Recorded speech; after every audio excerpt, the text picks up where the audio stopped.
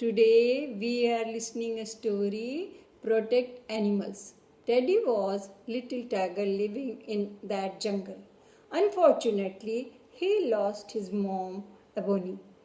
She was caught by circus people. He used to remember and miss her.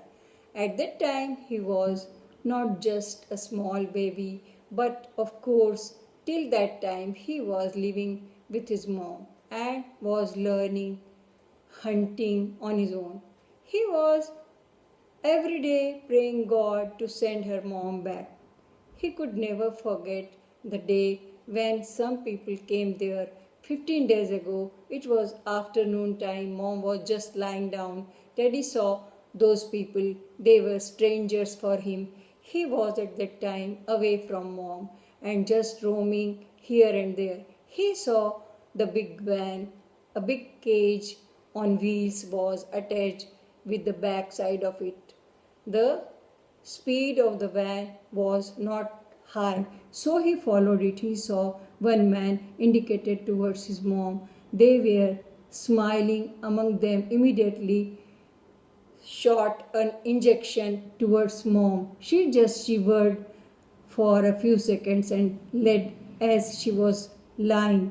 They picked her up very easily and put her in the cage. The van was going back.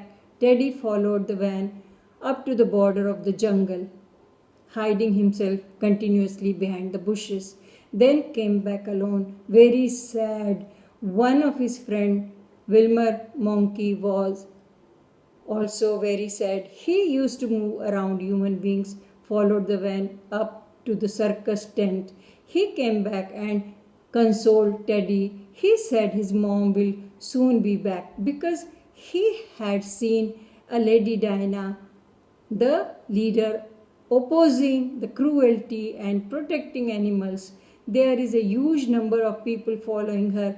They are working for animals, rescuing animals from the people doing their business.